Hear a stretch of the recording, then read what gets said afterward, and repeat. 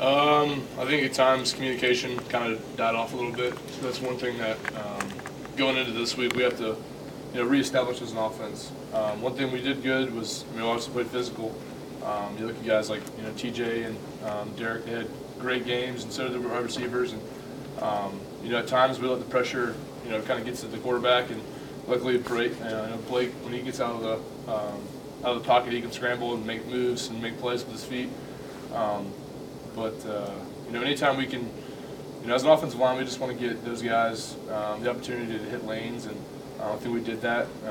But looking back at the film, we left a lot of unanswered yards out there, a lot of unanswered points, and that's certainly one thing that we try to get back this week. What's it changed? Answer towards the cameras when you answer. You don't have to look at those guys because it's going to look weird on TV if you don't. Gotcha. What's it changed having a mobile quarterback back there? I think it changes everything. Obviously as an offensive line, we want to keep the pocket clean at all times, but realistically, they're going to bring an extra guy, if they're playing Alabama. So for Blake's ability to, kind of get outside the pocket and, still read defenses and still hit guys like Amari Cooper and D. White, all those guys downfield, it makes the offense successful, and, it kind of adds another dimension to what we're trying to do. You kind of catch yourself going, where to go? Yeah, we try not to have a timer in our heads as offensive linemen. You want to block until you hear a whistle or something like that. But when you're blocking, you see the entire defense run this way. It means maybe you don't see the ball downfield. Blake's running that way. So where everybody else is going, that's where you're supposed to be sprinting. So that's what we do.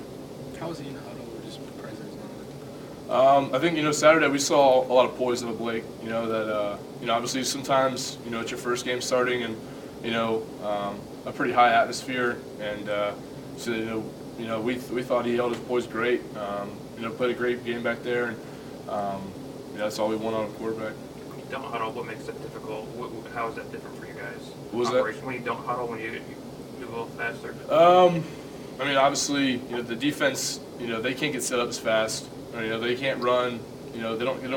When we shift and all that kind of stuff, it puts pressure on them to get ready and get set. So the faster we can get up to the line and get set, the less exotic fronts they can get in. They're pretty much run their base defense. So for as an offense, the faster we can get up there and run the plays, kind of catch them on their heels, it's an advantage for us. And when we're doing that, communication's got to be key because obviously when you're in the huddle, everybody's hearing the same call. But when you're kind of wide receivers are over here, and O-line's going to the ball, and running backs back here, it's got to be communication all the way through the offense. And there's some things we got to work out this week, and I think after 2 days we've already ironed out some problems, and we'll be fine. The change for you, do you have to call things differently in that situation?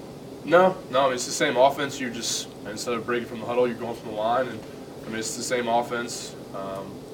There's not much changes to it. It's just some different calls. But that's about it. What do you think how Shank and Leon played? They did good. Both guys, they don't have, a whole lot of experience. They've been here for a little bit. Obviously, Shank, I think, is a redshirt sophomore, and, Leon came from a JUCO school. So, they both have collegiate experience, but, coming into a starting role like that, especially in the first game against West Virginia in Atlanta in front of, 100,000 people or whatever it was, the nerves going to get to you. But, you look at those two and then Cam Robinson, we thought they played pretty good. And the more reps they get, and the more experience they have, the better off they'll be.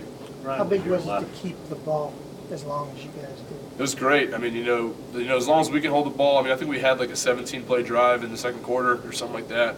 And that can keep the defense off the field, make them, let them get adjusted to whatever West Virginia was doing at the time. They looked at it. The defense, held them on some pretty critical stops. But so, we threw a pick on like the 50-yard line. I think they held them to a field goal, or maybe not even a field goal for that matter. But anytime that we can, have long play drives like that, we control the line of scrimmage. We can control the time of the clock. That's what we want to do as an offense, and that's how you win football games. Could you feel them wear down just a little bit? Yeah, a little bit. Those are some tough defenders now. Give it to West Virginia. They played a great game, but obviously, we ran a lot more plays than we usually do. But I think we can, towards the fourth quarter, obviously that's what we want to do. We want to finish players off, and they rotated a lot. So I think that they did something to them, and the no huddle especially. they couldn't get lined up, stuff like that. Your no huddle is maybe not as fast as some of the other no huddles, like West Virginia's is even quicker. How do you think your version differs from others? I mean, you look at like Texas A&M, like I don't think they ever huddle. If they do, whatever, it's not that much. But ours isn't like we're running one play, sprint to the ball, get on the next play. It's just it takes like 10 seconds off of the 10-second pressure off of what we're doing out of the huddle, so we can get to the line. And if we need to make audible or adjustments, then we can without being time crunched to 3, 2, 1 seconds left. It just gives the quarterback more time. Obviously Blake came into that game with first career start, so I think no huddle actually helped him out. He wasn't freaking out on time. You go up to the clock, you go up to the line of scrimmage, you got 15 seconds left to make a change. It's plenty of time for a quarterback who hadn't made a start yet. So I think it actually helped us out in the long run. You mentioned Cam Robinson. Just what's he been like working with going into that first start? I mean, he took it. The way he prepared himself was like a starter, like anybody you would want. You know what I'm saying? So he did a great job, and he's got a lot of upside. A lot of abilities, long arms, and he can bend well. It's going to be great to play with him and progress him through his career here. Ryan, Coach Saban and several players and you to talk about communications problem. Can you give me an example of what kind of a communications problem you have during the game? I mean, you can look at anything. You can look for possibly a wrong call from the quarterback, or somebody heard right instead of left. A tackle made a call and the other tackle didn't get it. I mean, there's communication on the offense is key, even the defense. The entire spectrum of football is communication. So, that starts with practice. We want to be perfect in practice, because what you do in practice, you do in the game. So, that's what we're looking forward to this year and this week. How's it been the last 2 days? And, is it hard to bear down? You've gone from West Virginia, now you play an FAU. It doesn't matter who we're playing. You never play down to your competition. FAU played a great game. You look at the first couple drives that Nebraska had.